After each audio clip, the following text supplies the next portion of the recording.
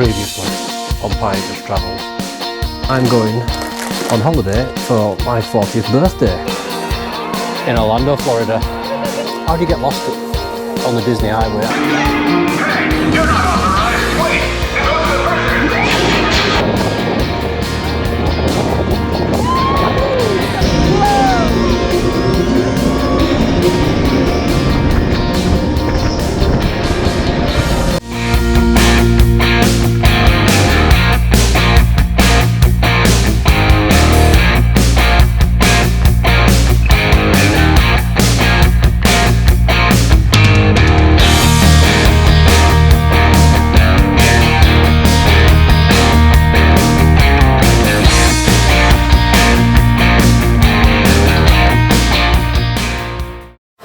Now then, welcome to day 5 of Ponchos Travels in Orlando, Florida.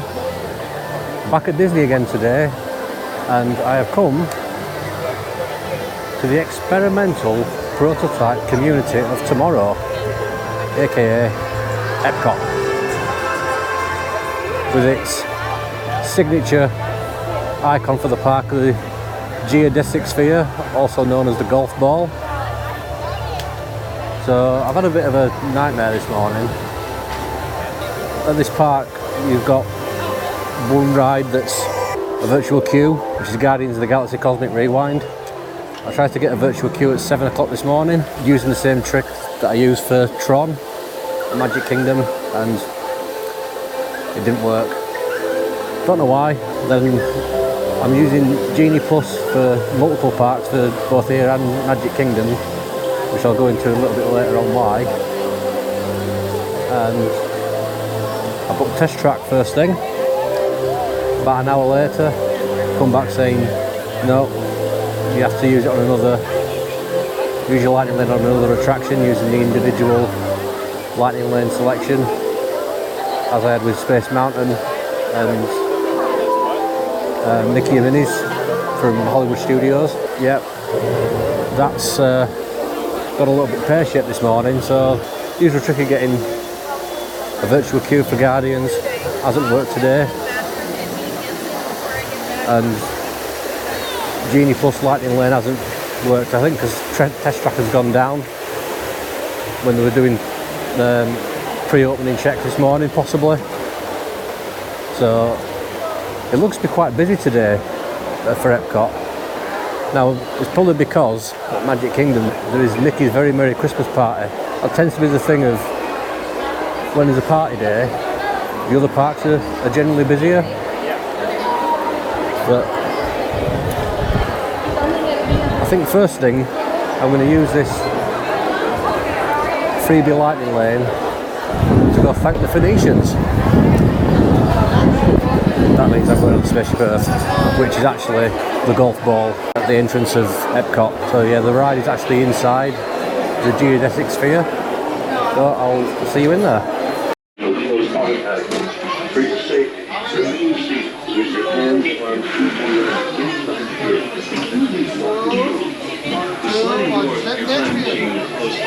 How many? Please go to the back. With your hands, arms, feet, and legs inside the vehicle. Please walk back.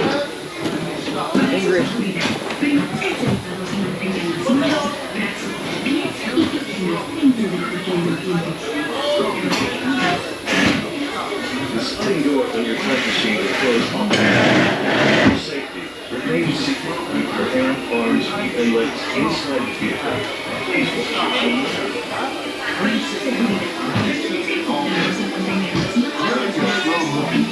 The time machine will slowly rotate backwards and then stop momentarily. For your safety, remain seated at all times. During your slow-moving journey, the time machine will slowly rotate backwards and then stop momentarily. For your safety, remain seated at all times. During your slow-moving journey, your time machine will slowly rotate backward and may stop momentarily. For your safety, remain seated at all times. During your slow-moving journey, your time machine will slowly rotate backward and may stop momentarily. For your safety, remain seated at all times. During your slow-moving journey, your time machine will slowly rotate On the map in front of you, please show us where you're from. You put your time travel coordinates.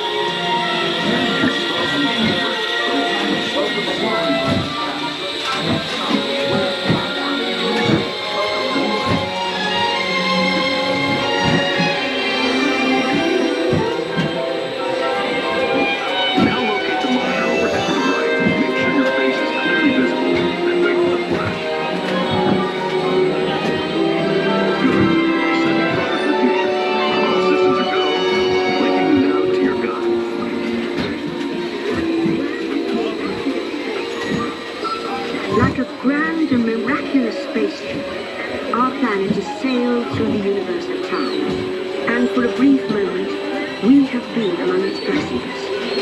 But where are we going? And what kind of future will we discover? Surprisingly, the answers lie in our past. Since the dawn of recorded history, we've been inventing the future one step at a time. So let's travel back in time together. I'll show you how our ancestors created the world we know today. And then it will be your turn to create the world.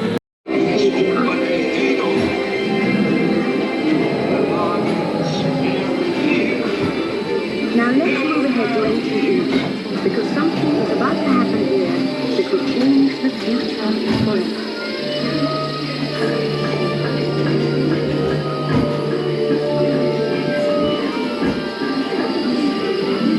This unknown Egyptian pounding reeds there is inventing papyrus. Papyrus in turn creates better record keeping, plans, signs, and unfortunately taxes. But it also brings with it the dawn of a great civilization. At this point, each civilization has its own form of life form, which none of the others can understand. But the Phoenicians, who traded with Jordan, have a connection. They create a common alphabet, adaptable to most languages. Remember how to use fast and learn your ABCs? That's the Phoenicians. They invented it.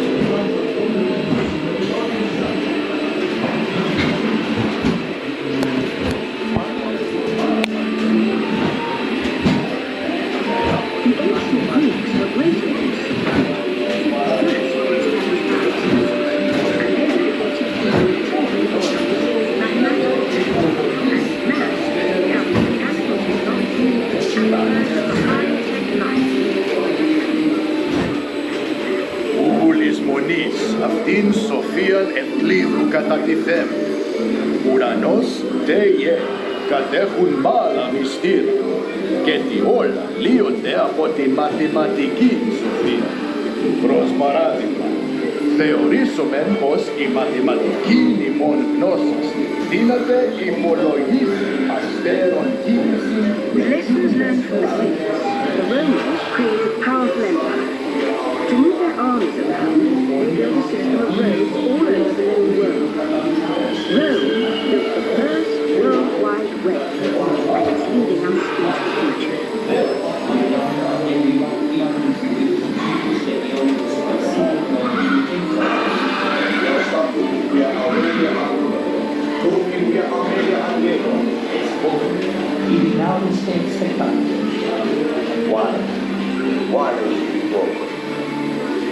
Marcelli, ver hoc mandatum adecium Rufilum, quicum tribus legionibus praesidium Londini imperat.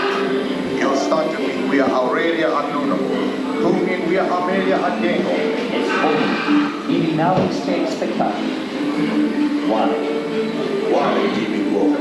Marcelli, ver hoc mandatum adecium Rufilum, quicum tribus legionibus praesidium Londini imperat.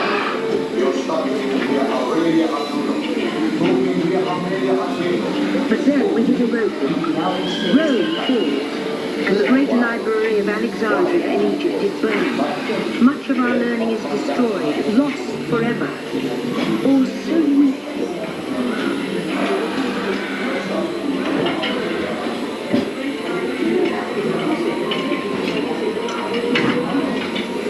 It turns out there are copies of some of these books in the libraries of the Middle East, being watched over by Arab and Jewish scholars. The first backup system. The books are saved, and with them our dreams of the future.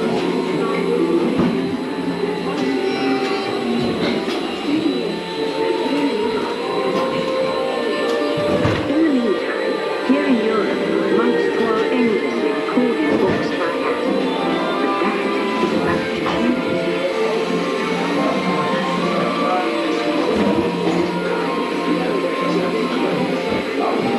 In the 1450s, Gutenberg invented the movable type printing press. Now knowledge can travel faster than sound, and travel rate Tum regere imperio populus Romani momentum, e and the result is an incredible explosion of innovation called the Renaissance.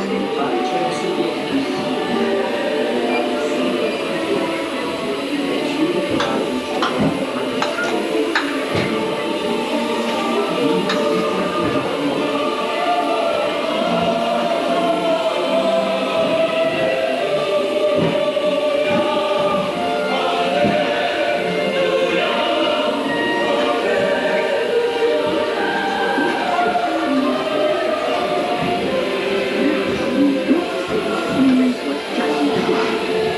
Now, communication technology races headlong into the future, and soon people all over the world are sharing life's most important moments, fast as a step of his wrist.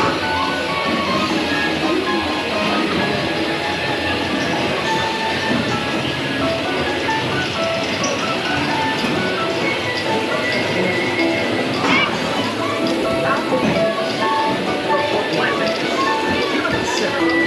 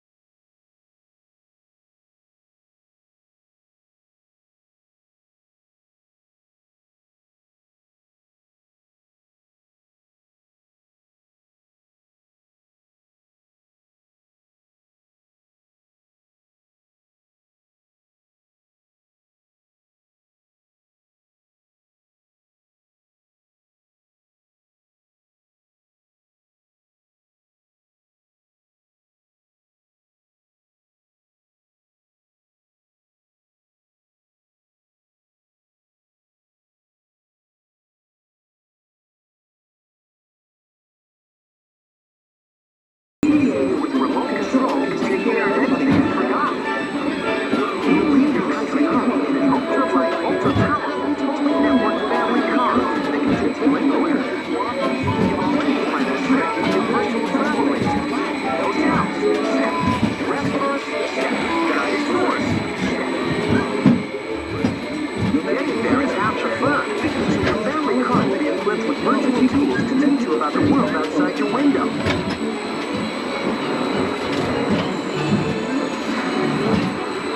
You'll travel quickly and safely to places you can't imagine today. And the moment you arrive at your ultimate vacation destination, you're out of this world and into the future. The end. Or should I say? Do you know? There's no audio again.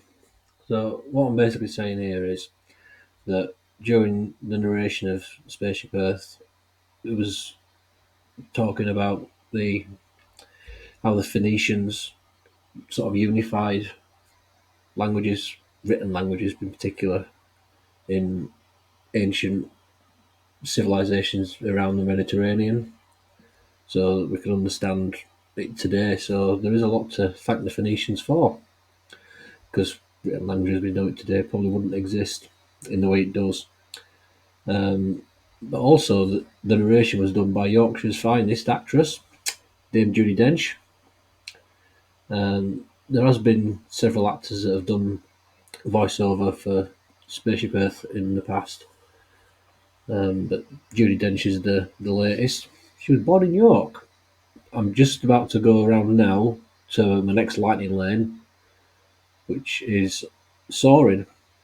Now normally for Soarin, it's soaring around the world at EPCOT, but because at the time of recording it was just at the beginning of Disney's 100th anniversary, they brought back from Disney California Adventure to EPCOT Soarin Over California. And on the way around to Soarin, walked past the newest attraction that's opened up at EPCOT, which is the Journey of Water, inspired by Moana. So it's a walk-through attraction going back to Epcot's roots of being educational, so combining the education of the world today and hopefully the world of tomorrow in an entertaining format. So the Journey of Water is all around the water cycle and using Moana as a gateway to bring people into understanding about the water cycle. And there is various different water spouts, fountains and interactive bits that you can actually manipulate the water with and dodge through waterfalls and things like that. So I'm just walking up to the land pavilion now to go on Soarin, and it's a motion simulator. So you are sat in a seat.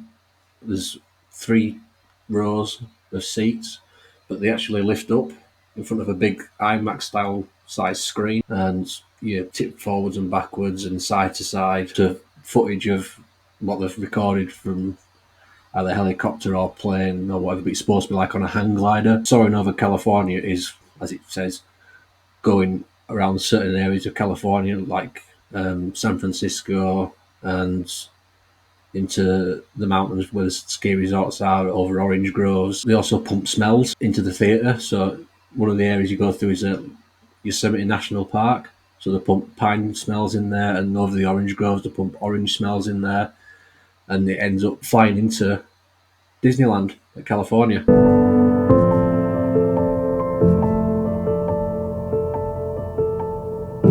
Floating, weightless, undersea,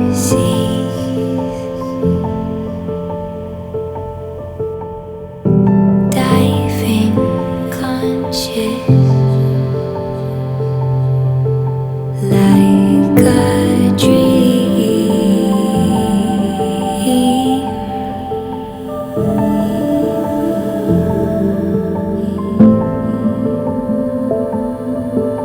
You and me.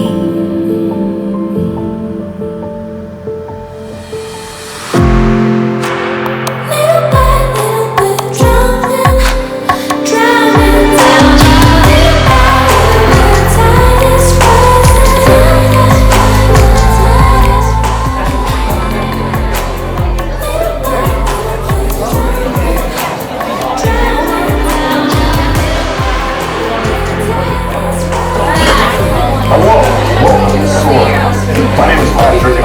chief flight attendant today.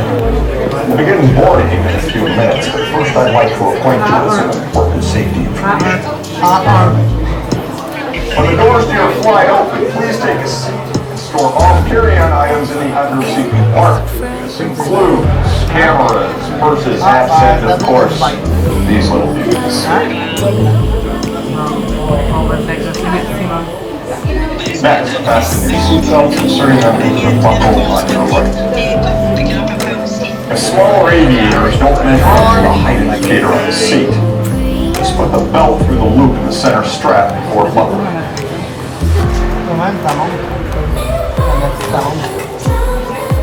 That's what it cut out. Soon you'll be airborne. So if you or your little aviators have fear of flying or heights, you might want to wait for your party to go on. Okay, let's review. Seats you don't carry on outside the show of fear of heights, keep your hands around the inside at all times. Yeah, have a nice one. Mama, Papa?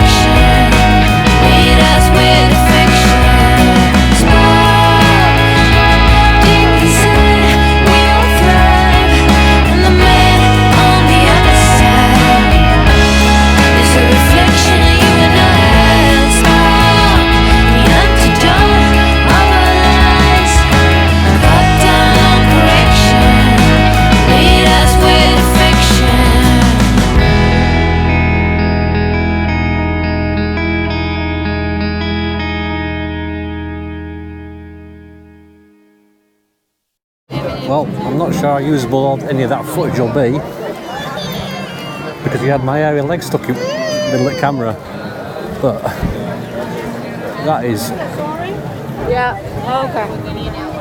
That is amazing. just the scope and scale of that screen. And Steph, you want to get me when you're going through the scenes,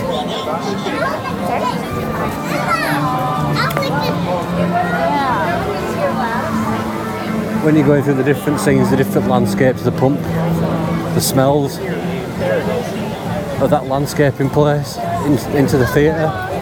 So there's a section where we're flying over some orange groves and you could smell it was really citrusy, and going through some pine forests and the pine smells were coming in.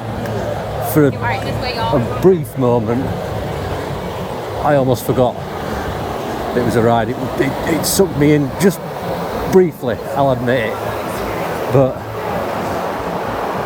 what an amazing feat of technology that is. Right, I'm just going to go and see if I can get something to drink, because I'm a bit thirsty at the minute. It is not as warm as what it has been the last few days, and it has started to brighten up a little bit as well. There's quite a lot of overcast skies, but I am a little bit thirsty, so I'll see you shortly. Oh, monorail! There's a monorail up there. So I've just come to the front of the park to actually get some B-roll of Spaceship Earth and get a photo pass photo in front of EPCOT's icon. And it just reminded me, you don't have to use the My Disney Experience app for navigating around the park. There are still paper maps here in various different languages. The majority of them are English that you'll see at the front, but there's also things with guests with disabilities and different languages. So we've got German, Japanese, French, Spanish and Portuguese. But also EPCOT has festivals on throughout the year. So at the minute it's Food and Wine Festival. So all around EPCOT there are different booths to celebrate food and drinks from all corners of the earth. So might actually go take a look at some of that. So I've just remembered that at EPCOT Coca-Cola has got a shop and lounge bar type area called Club Cool.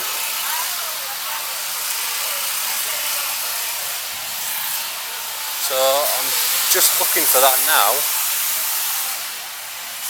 and we'll have a look in there, see what there is.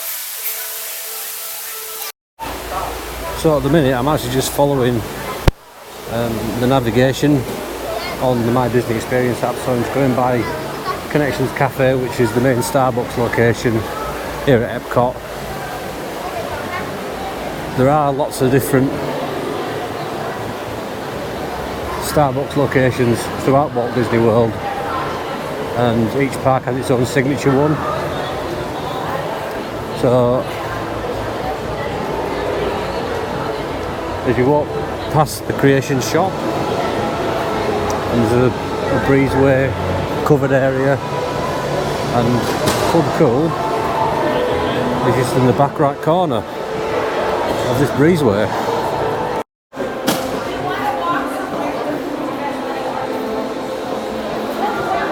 So, that air conditioning is nice.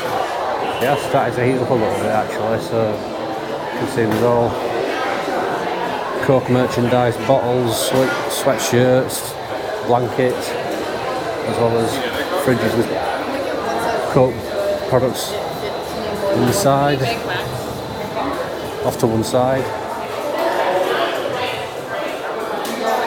T-shirts, hoodies, more t-shirts, hats, drinking cups. Oh.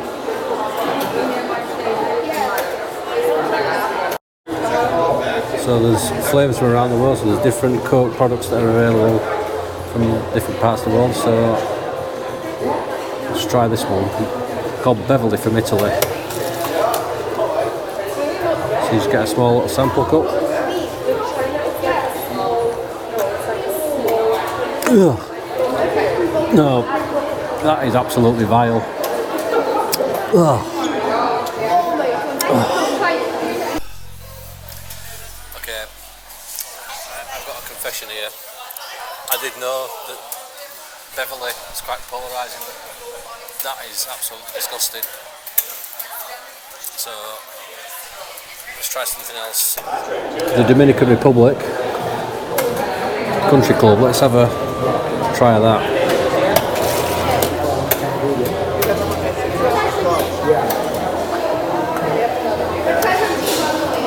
Well, certainly got the taste of Beverly out of my mouth.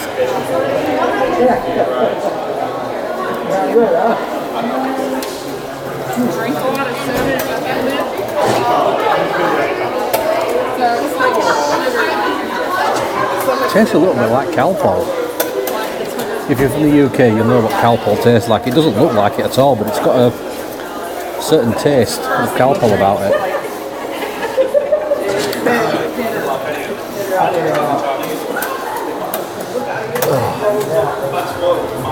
No, Beverly is just, it's definitely not for me in Beverly. There's a lot of people that have done what's called the Beverly Challenge and see if you can, when you come to EPCOT, whether you can actually drink the stuff, but nah, it's vile. If you want to try it, if you're going to come to Walt Disney World, then you're more than welcome to give it a try, but heed this warning. I wouldn't. It's rank.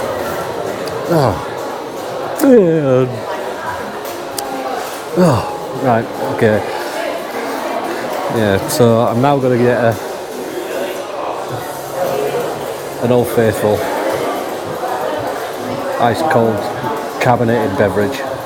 So I was just talking to one of the cast members behind the cash register in Club Cool, and I told him I tried the Beverly, and he said, oh, it's the best, it's the best. I'm like,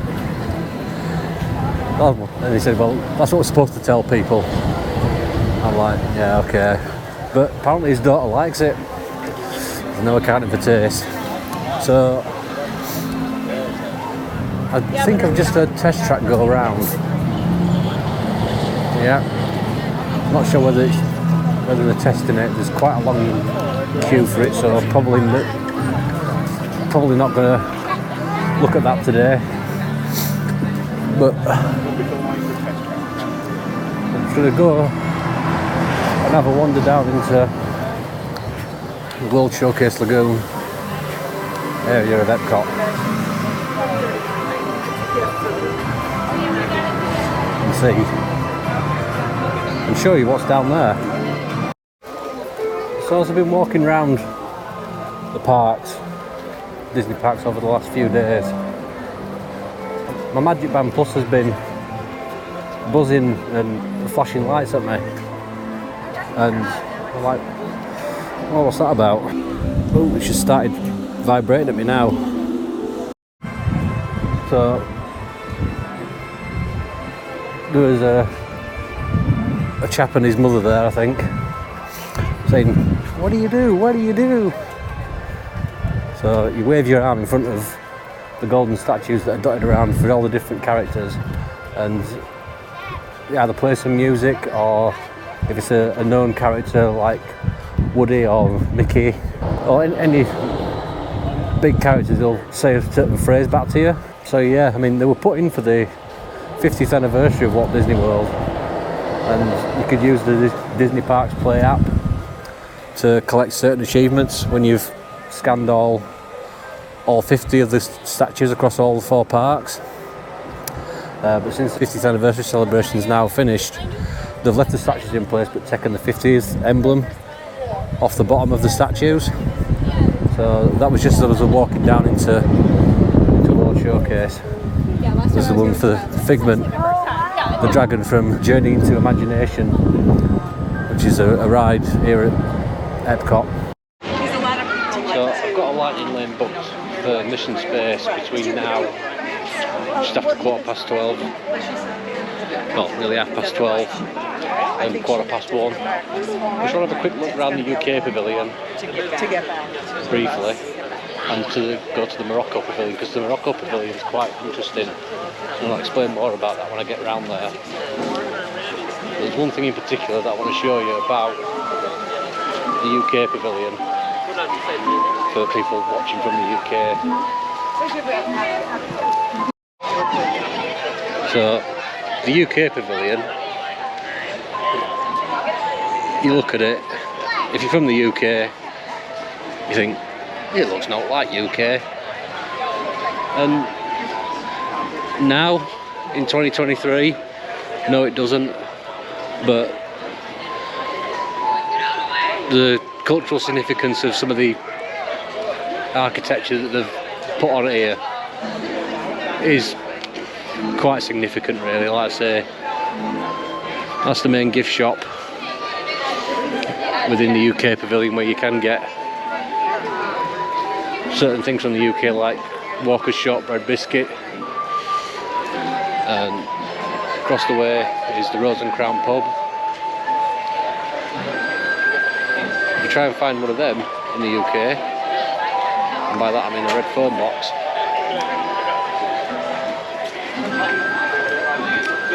you're on a night into nothing, because they are super expensive. But yeah, the faux wattle and daub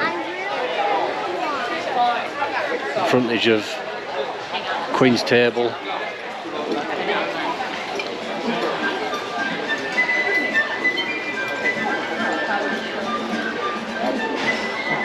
Like I say, it's not quite right. I mean, you can tell that it's not real wattle and daub, but oh God, no! No, come on. And the thatch roof of the tea caddy from Twining's Tea.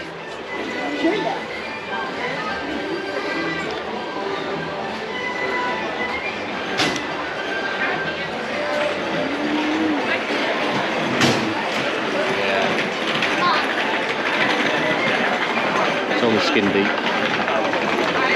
But the main thing I wanted to show around here is the chippy. And for those not from the UK, what I mean by the chippy is the fish and chip shop. Now,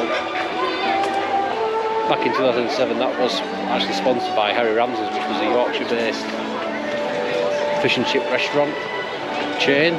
The main restaurant was based in Guiseley, West Yorkshire. But now it's been sold off to another company, and Harry Ramsay's basically now doesn't exist in Yorkshire.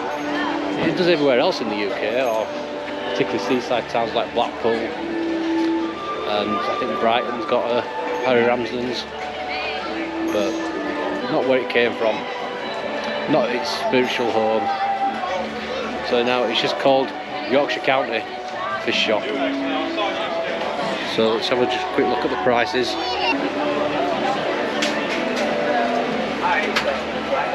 $13.49 for fish and chips. Yeah, sounds about right. Feels just like home. Fish and chips are no longer a cheap thing anymore.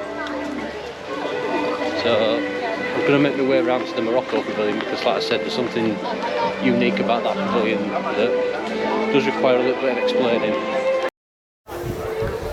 So I'm just walking through the front end of the France pavilion. You can just probably make out there the pseudo Eiffel Tower.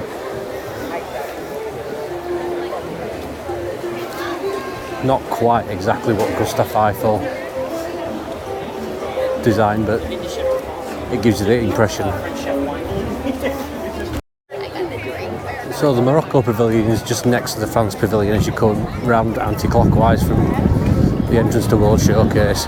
Now the thing with the Morocco pavilion is the Moroccan government actually sent over artisans from Morocco to do the design and construction work for the pavilion, just to make sure that they're actually doing a sensitive recreation of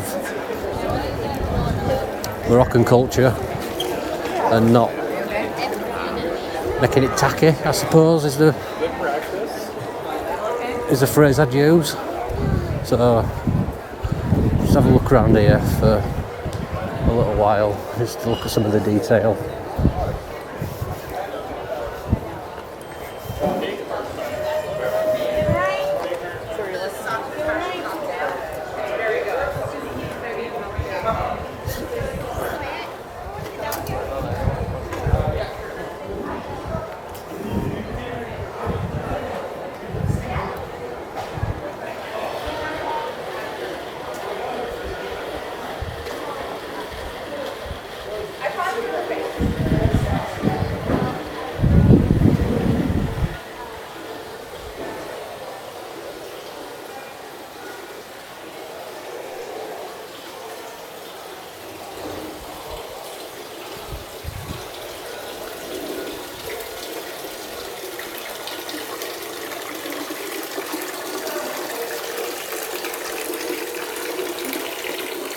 The mosaic work we've done on the walls is really very intricate. I mean, that's the size of my little finger, and some of these sections of tile are smaller than my finger. Really detailed craftsmanship that's gone into showcasing Moroccan culture. Exit the flight training area now. Ask a uniformed crew member for directions to the green team, less intense training area.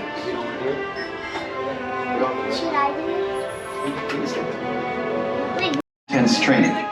If you are prone to motion sickness or made uncomfortable by enclosed dark spaces, simulators, or spinning, you may exit the flight training area now.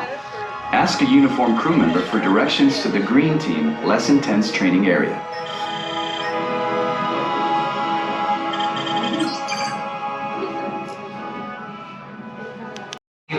You have been selected to train for a mission to Mars.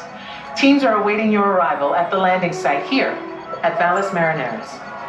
Your mission is to get to that landing site. Your flight path to Mars will take you around the moon for a lunar gravity assist. But even with that slingshot, your trip will take 3 months. So we'll have to put you into hypersleep. Hypersleep activated. Don't worry, it'll only seem like a second or two to you. I'll give you a wake-up call when you get to Mars. T-minus 3 minutes and counting. Okay, now listen up. Here are your assignments. Navigator, you'll fire the thrusters for lunar orbit insertion and for descent to the surface of Mars. Pilot, on my signal, I'll need you to trigger the second stage rocket. You'll also deploy the shields. Commander, you will be responsible for first stage separation and activating manual control for landing. Engineer, when it's bedtime, you will activate hypersleep. You will also extend the wings for landing. Don't worry, when it's time to push the buttons, they will light up. Then I'll give you the go. One last thing. In the event of an emergency landing, there are control sticks at every crew position. Okay, Lieutenant. Any final instructions for our new kids? When the flight bay doors open, follow the markings on the floor to your capsule. Then move all the way across, taking your crew position in the cockpit, and stow all personal items in the compartment in front of you. Then reach up and pull down your restraint. Now listen carefully. Leaning forward, closing your eyes, or looking left or right during your flight could disorient you. So keep your head back against the headrest. Keep your eyes open at all times, and focus straight ahead, even if you start to feel disoriented. They're all yours, Capcom. Well, I guess that's everything. Good luck, Mars team. You are on the clock.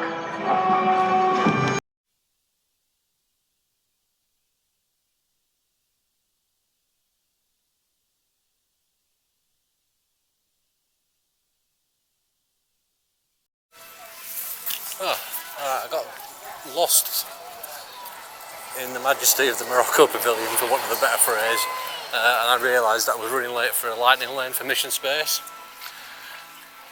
and then I got caught in the rain, so I didn't film a great deal on the way back to Mission Space, but just for a reference point, you can see the monorail track going around that way. Test track is just to the left, and Mission Space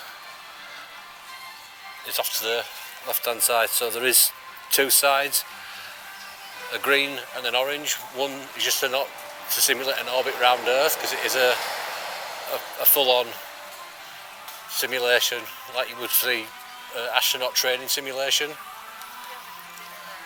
and the orange one is a full mission to Mars, which is more intense. I did the orange one, and it is pretty intense. I mean, I did it before when it's in its old format where there was just one, and Gary Sinise did the intro. Now it's Gina Torres. It's coming straight off the back of Apollo 13 being released, so that's why Gary Sinise was in it, in the intro, in the pre-show. But yeah, they put two different versions together, because the original Mission Space, or Mission to Mars I think it was called at the time, it was really intense and people weren't actually going on it because it was too much for them. So they decided, right, yeah, we'll tame it down a little bit. But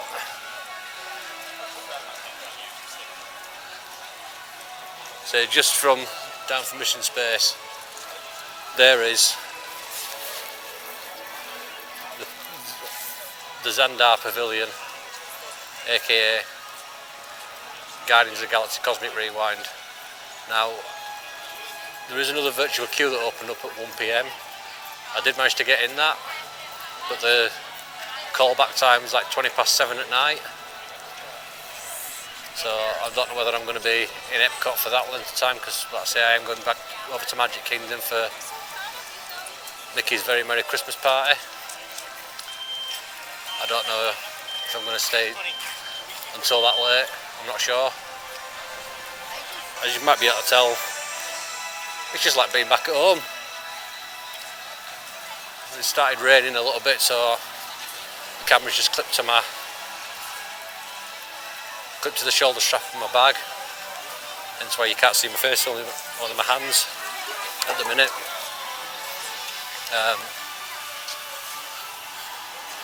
But it's 20 to 2 now, so I'm going to take a nip down to the World Showcase and have a look at some of the food offerings. Now, a lot of people are leaving the park by the looks of it because of the rain.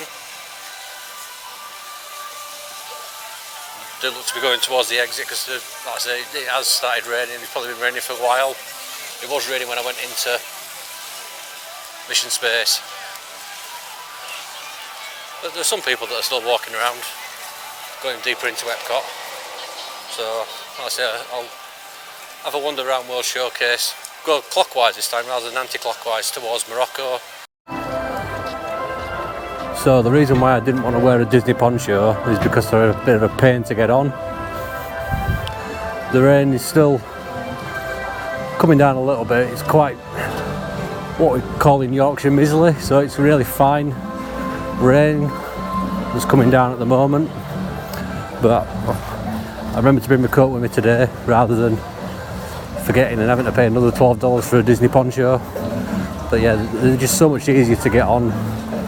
Just a regular raincoat rather than a poncho, trying to figure out where your arm's supposed to go and then potentially getting it on backwards, so you're putting your head into the hood. That's why I didn't want to wear even buy a poncho, just because I thought it'd be easier to get on, and to be fair, it was easier to get on than the poncho. I've tried they both ways with the poncho and just with my normal coat.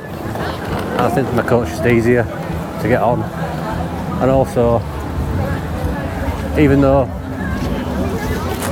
this North Face raincoat does have a hood, it's never been out of its I have this pouch at the back, purely because I'm not a big fan of wearing a hood. For turning my head, it's just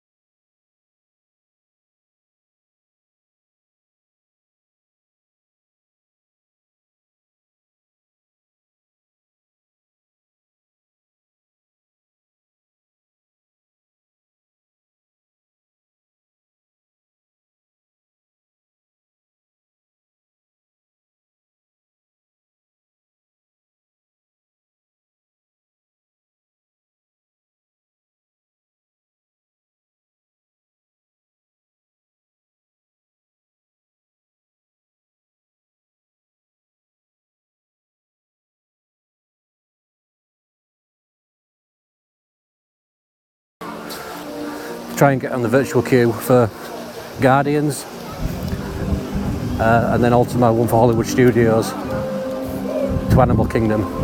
But even though I am in the US, back when I was back home sorting out all my reservations before setting off,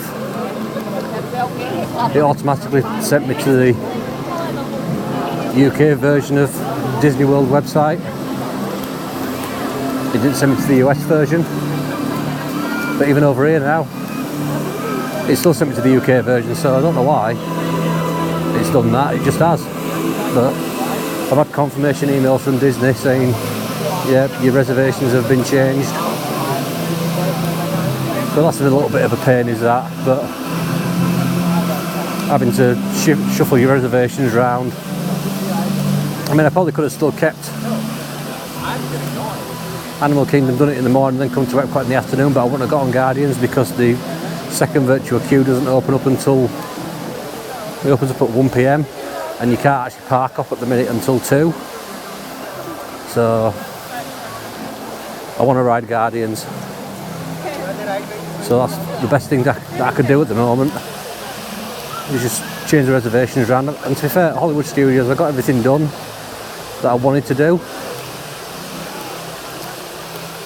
I wanted to do Rise, I wanted to do Rock and Roller Coaster, I wanted to do... What else did I want to do? I wanted to do Slinky Dog, Indiana Jones.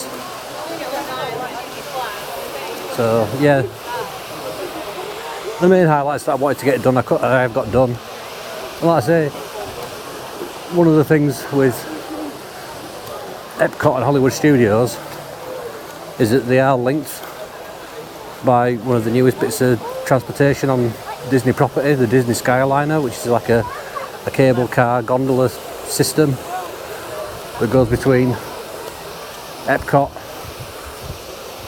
and Hollywood Studios. We have to change it a few stops along the way, but you can actually go into the hotels. Monorail, there's a monorail incoming.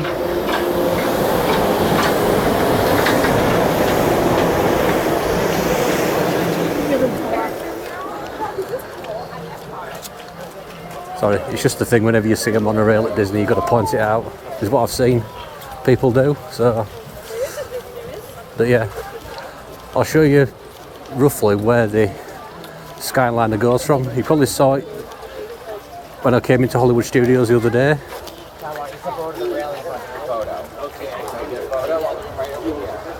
But I'll show you roughly where it is. It actually is outside the EPCOT gates at the bottom end of the park. So I'll show you that as I'm going into World Showcase.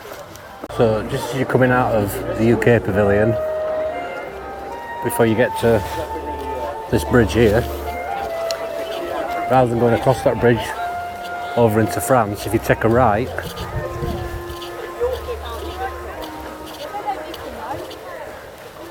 you come down this pathway here. See, there's a display board there with all the times for the rides. I mean, Frozen Ever After, it was 85 minutes. Guardians is now boarding groups 65 to 80.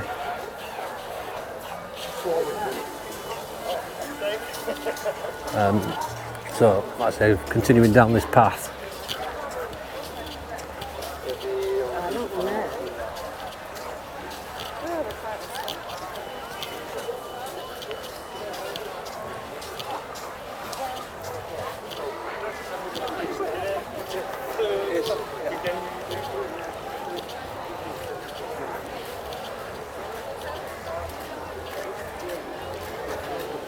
He comes to the World Traveller gift shop and these green canopies, and you could probably just see the cable cars just over the top of the green canopy.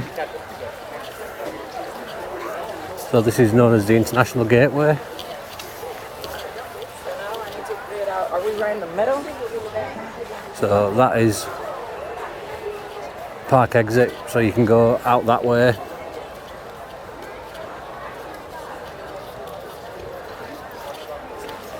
And go to Disney's Boardwalk Resort.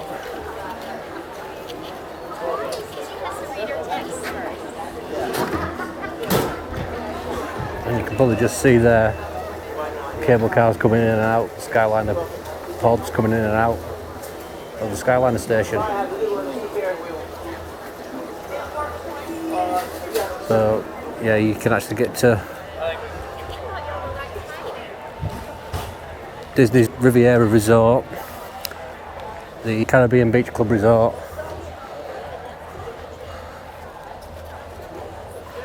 it's one of the all-star resorts as well, which is one of the more budget options for staying on Disney property. And then eventually you can get over to Hollywood Studios, so there's different hubs.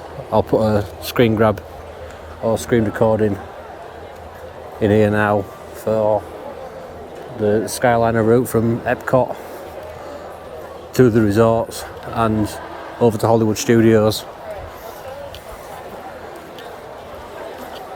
And even though if you're not staying on property at Disney, you can use the Skyliner to take a walk around the resorts. You can't use the resort parking to park at Disney for free. If you have a dining reservation at one of the restaurants on the resort, then you can park there for your dining reservation, but you obviously can't leave your car there longer than, I think it's 2 hours for your dining reservation, maybe slightly longer. But say if you were staying off property and you had friends staying at a Disney resort on your trip, then try to go in just to see them people and park up. Security at the gates to say, nah, not a chance. So you can probably just see there in the distance the Skyliner overhead cables, and there's two pods going past now. So some of the pods have got a wrap around them over the windows with characters on, some don't. There's no air conditioning in the pods, but there are window slats front and back that open up, and if it's going at a fair old lick and the wind's in the right direction, then you will get a bit of a breeze coming through, but there's no forced air, no forced cooling air to cool you down on a hot day. You never know. Like I say, we may experience that on this trip. I'm not sure yet. Like I say, it all depends on how things go with virtual queue for Guardians the next time I come to Epcot. So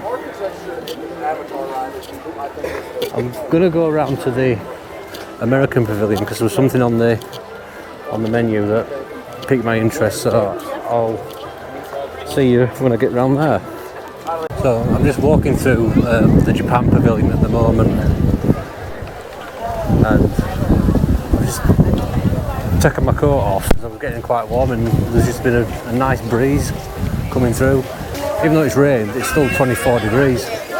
So it's not like back home where when it rains,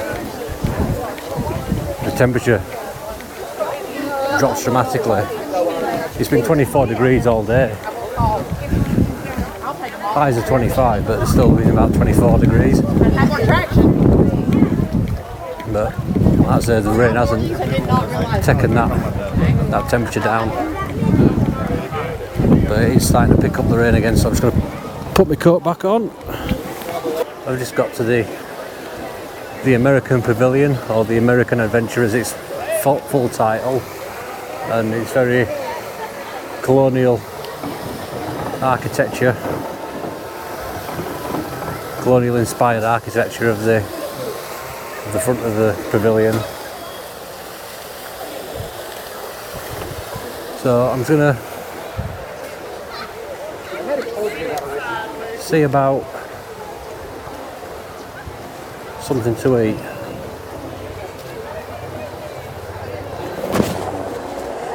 So I'm gonna go for the Italian hot beef sandwich with shaved beef, spicy something or other, and au jus on a French roll. So I'll see where that is.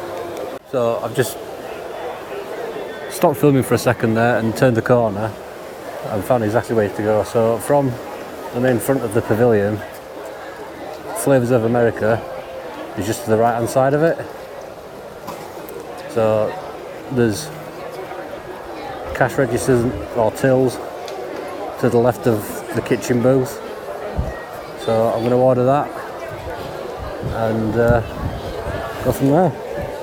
So yeah, that Italian hot beef sandwich, they were quite nice. The stuff on the top of it was the thing that I couldn't pronounce, but yeah, it were nice, and had a small pot of jus to dip it in, which I kind of like dipping bread into gravy.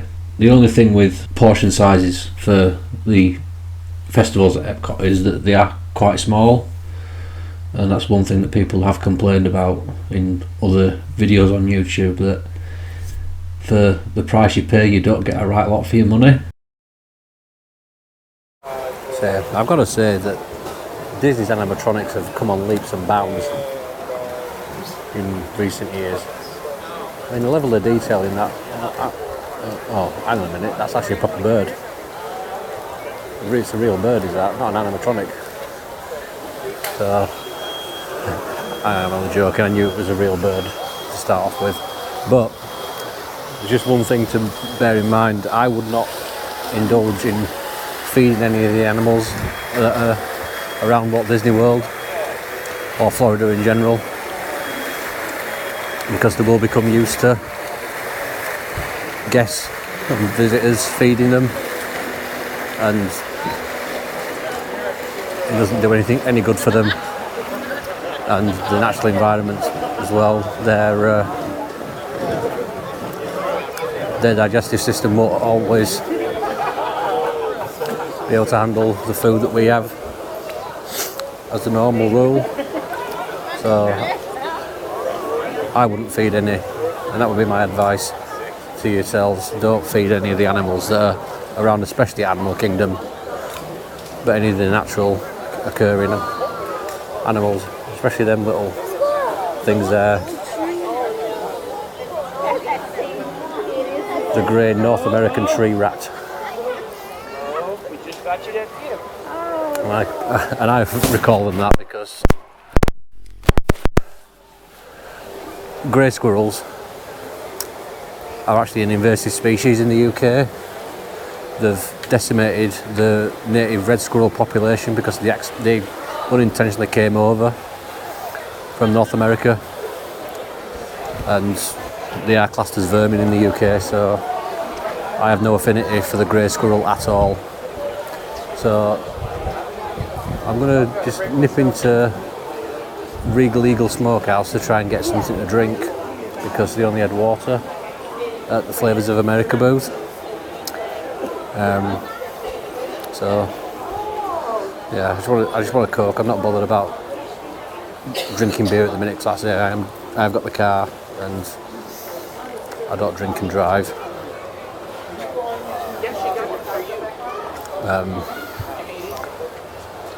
And water sometimes just runs straight through me, so in a bit. So I've just bought something very typically Disney from Joffrey's stand, and it is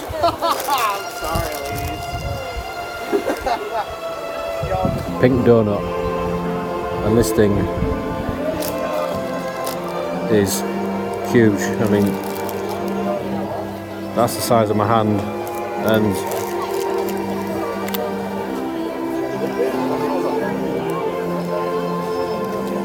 it fits the entire width of the span of the palm of my hand.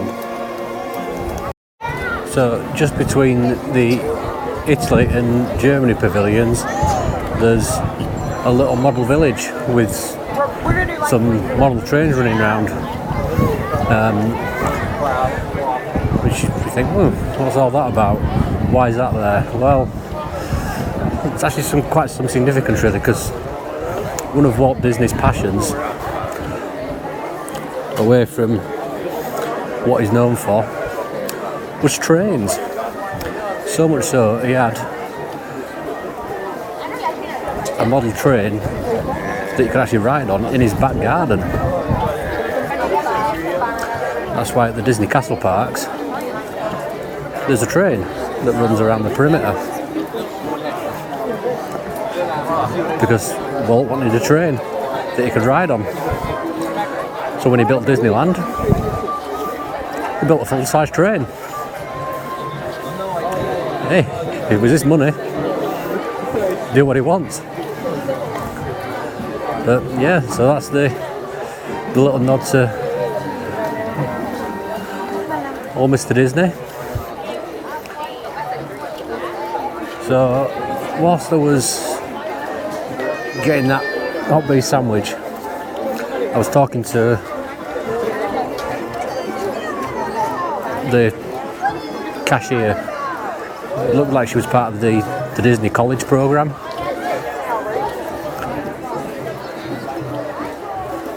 And she said sometimes if you speak to the cast members at the ride, you may be able to move with the virtual queue, because obviously the virtual queue for Guardians was about 7:15. Don't know whether that's gone down now. I haven't checked the boarding group situation yet for a while, so I'm just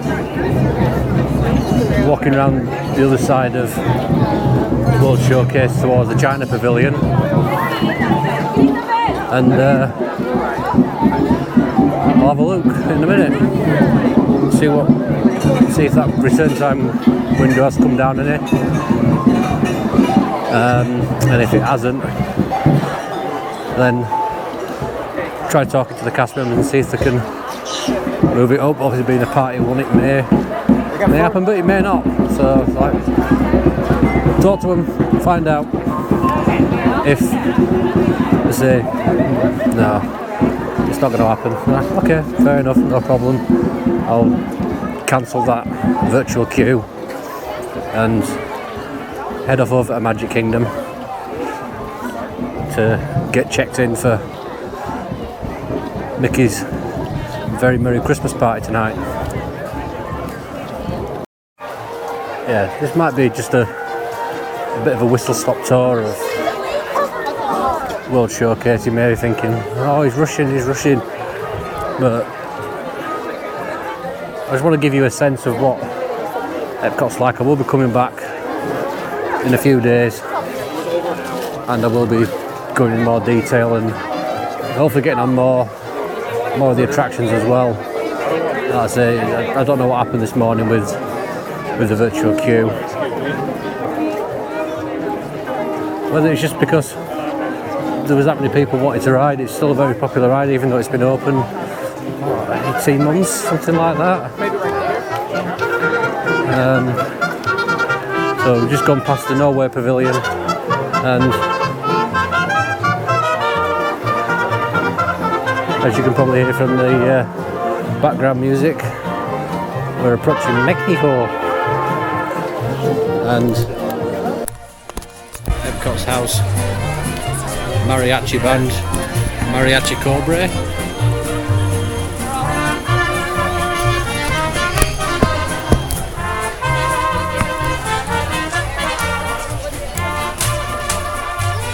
Mariachi Cobre have been here, I don't know how many years.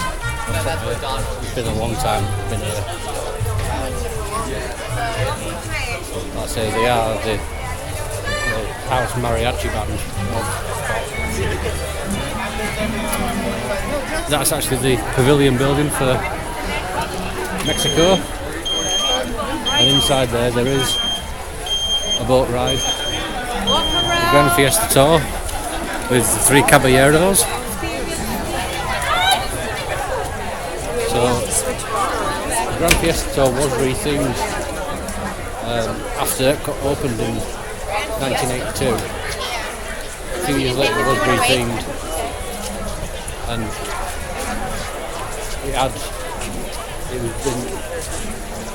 what they added was segments from the 1947 film 3 Caballeros.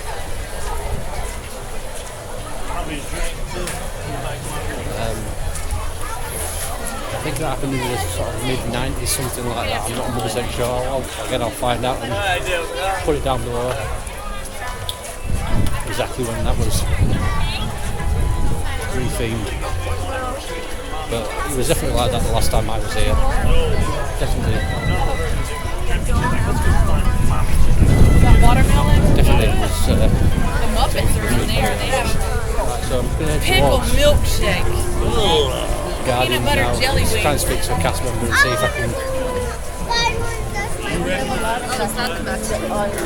I didn't see. See if I can move up my virtual queue. I don't know whether I will or not. But I won't be belligerent and start wagging my finger and raising a fist or getting angry with them, because it's either a yes or a no. I mean, hopefully I can come back another day and spend more time. It's only because I have got Mickey's very merry tonight with the work time, so I'll find out. I know you're not like that.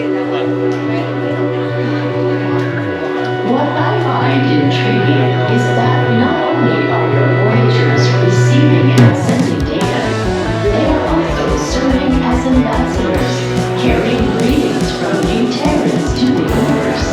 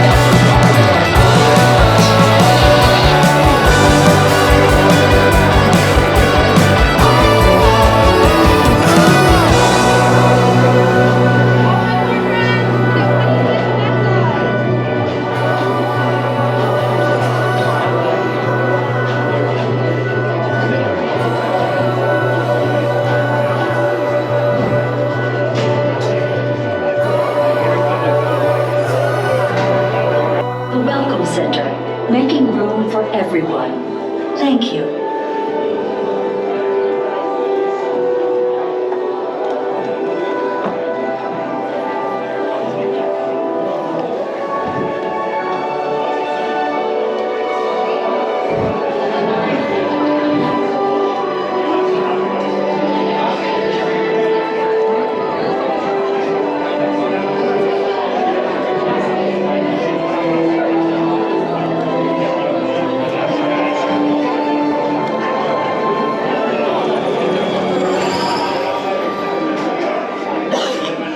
Greetings, Terrans. I am Nova Prime Irani Rayan, commander of the Nova Corps. On behalf of all Xandarians, I hope you have enjoyed exploring the wonders of Xandar. As you have seen, your world and ours were born of the same moment, one which you refer to as the Big Bang. As such, we are all galactic neighbors in a vast universe which we and countless others share.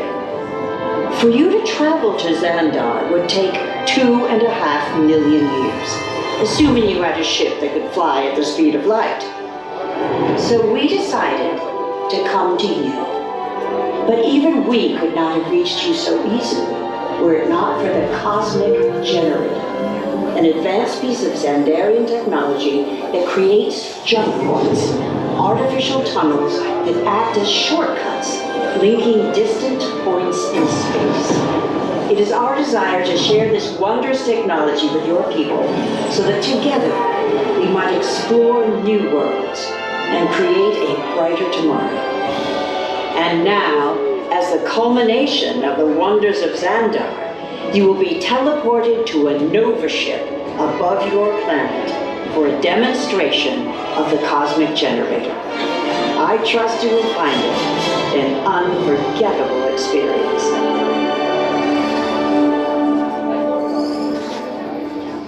Welcome, people of EPCOT, EPCOTers, EPCOTians, citizens of EPCOT. Does anyone know what they call themselves? What? I'm on? Someone needs to tell me when I'm on. Welcome, EPCOT Terrans.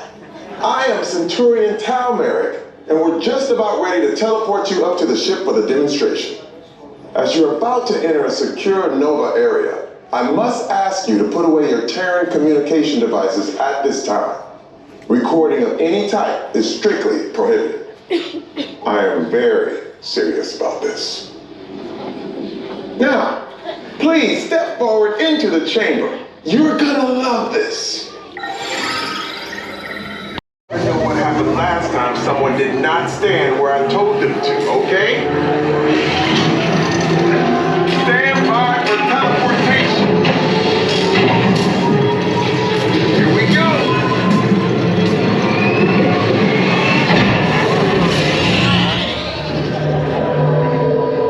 You made it. I mean, of course you did. Nova Prime, they're ready. Excellent. What you see before you is the Cosmic Generator. And in just a few moments, we'll be activating it so you can experience for yourselves what's happening. I'm not sure. Our power's out. And the Cosmic Generator is gone. Sure, demonic. Go to Code Red. Prepare the fleet. And call the Guardians. Now! There is no cause for alarm. Turn off that alarm. I've got an important transmission coming in. Hey, what's up, Nova Corps?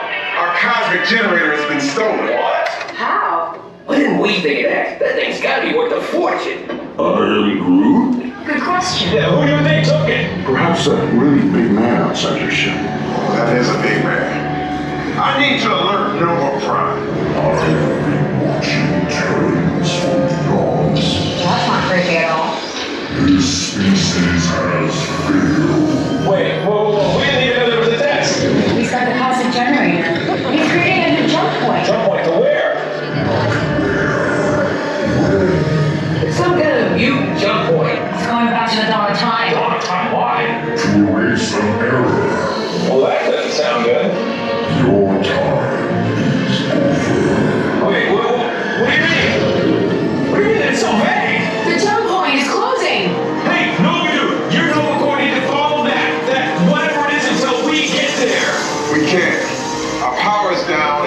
and get these Terrans onto evacuation shuttles. I got it.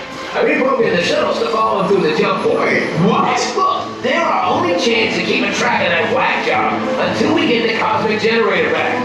Piece of cake. Wait! There's King. Where's the King? The odds are impossible. Yeah. But it's our only shot. Good luck. Are you sure you can control it? Come on, it's me. We got this. We're all toast. First it was cake, now there is toast. This planet's making me so hungry. Terrence, listen up.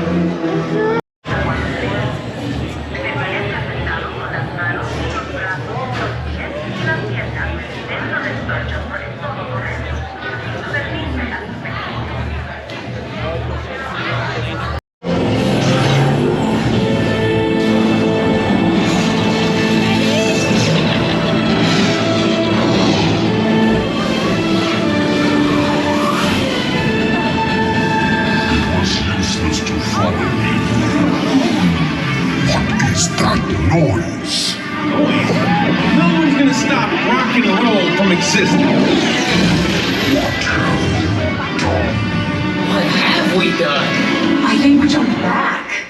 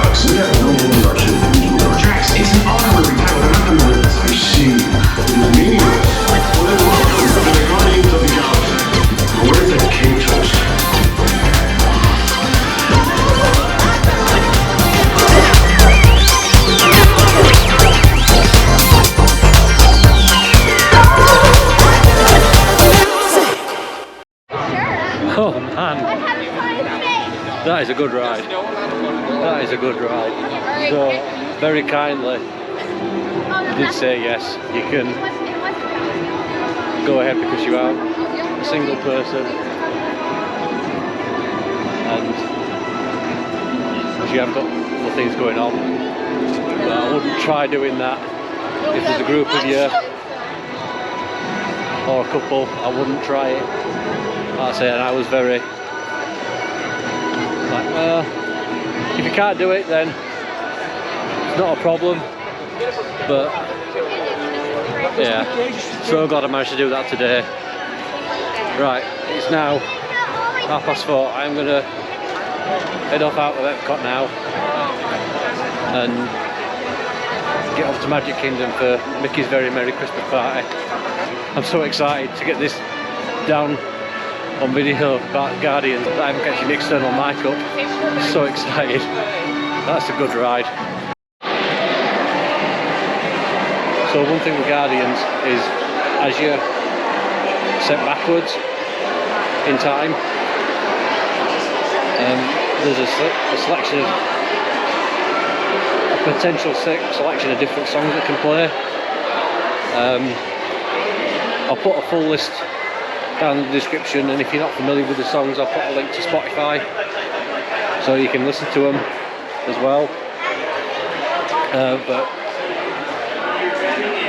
the song that I got for this ride was Disco Inferno.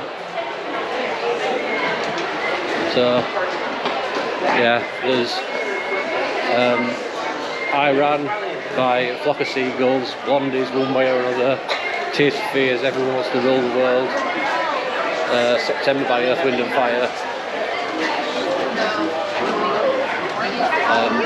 Disco Inferno, and Conga by Gloria Estefan. So those are the songs, but like I say, I'll put a list and links down below so you can get an idea of what the songs are like. Anyway, so yeah, I'm off over to Magic Kingdom now, and Mickey's Very Merry.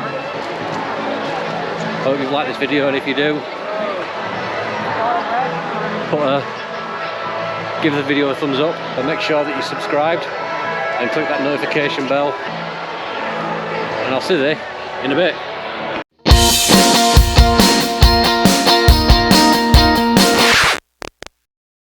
Some bonus footage here. Oh, monorail, there's a monorail coming.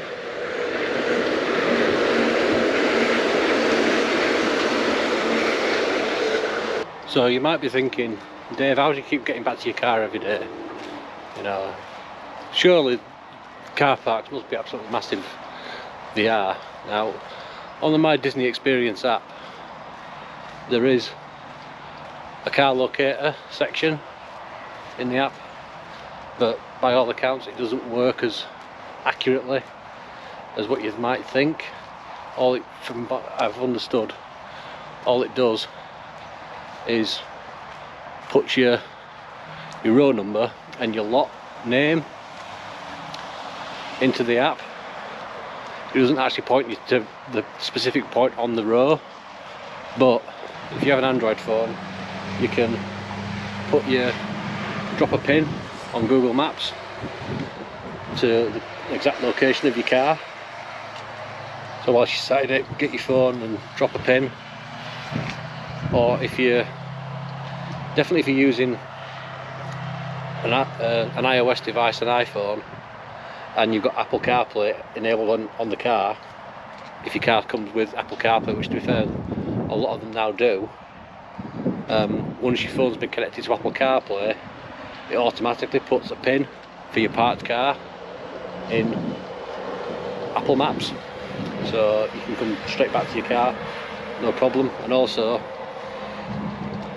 one of the things that American cars have is when you actually lock your car, the horn sounds. So if you press the lock button on your key fob, the horn will sound and the indicators will flash as well. So that's another space saving way to find where you parked. Also, and in failing that, if you just take a photo of your lot name and row number, so I'm currently in Crush 201, so at the end of your row, take a photo of it. It'll be painted on the floor. Just take a photo of that and save it on your phone or your camera or whatever, and then you can refer back to it and then use your remote fob to actually locate your car specifically.